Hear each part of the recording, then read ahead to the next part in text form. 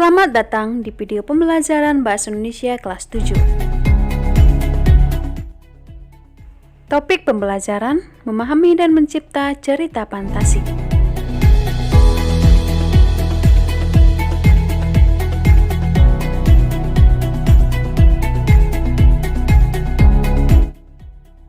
Pernahkah kamu berfantasi? Seperti berfantasi menjadi manusia yang memiliki kekuatan, berfantasi memiliki sayap dan bisa terbang, atau berfantasi menjadi manusia yang bisa menghilang.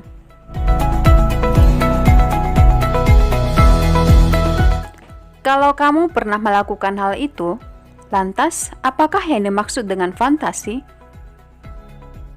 Fantasi adalah kemampuan pikiran dalam membangkitkan kembali gambaran atau bayangan yang diinginkan oleh pikiran dan jiwa manusia.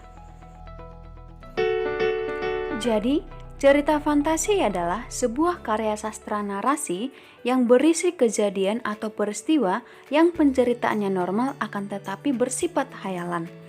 Biasanya dalam latar, alur, penokohan maupun konflik dalam cerita tidak realistis dan tidak mungkin terjadi di dunia nyata. Berikut ini adalah ciri-ciri umum dari cerita fantasi. Yang pertama, adanya keajaiban, keanehan, atau kemisteriusan.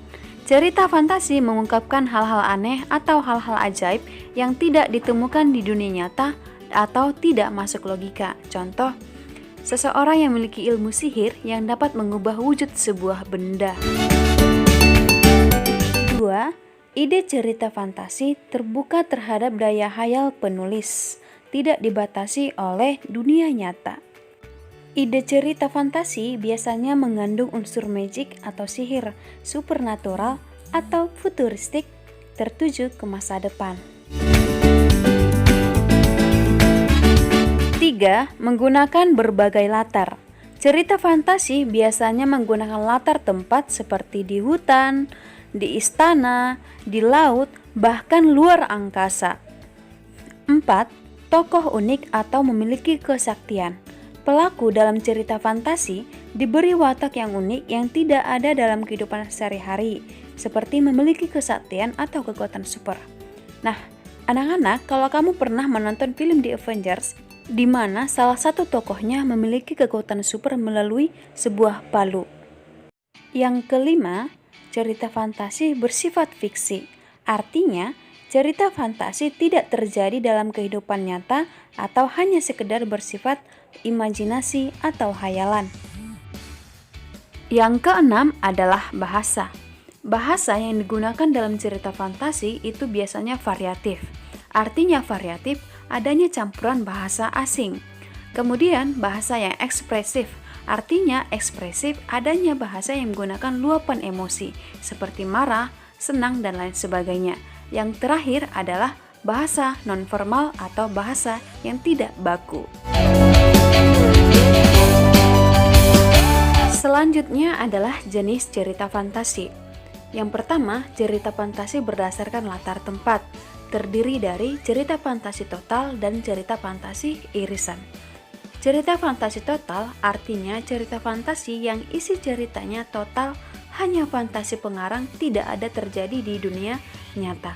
Seperti nama tokoh, latar tempat, bahkan suasana, semuanya hanya rekaan si pengarang.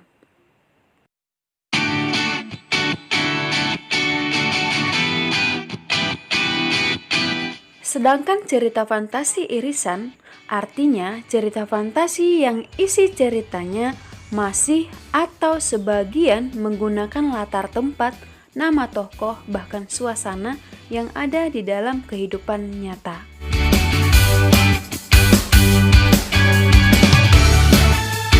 Yang kedua adalah jenis cerita fantasi berdasarkan latar waktu. Terdiri dari cerita fantasi sejaman dan lintas waktu. Cerita fantasi sejaman adalah cerita fantasi yang menggunakan satu masa, seperti masa kini, masa lampau, atau masa depan.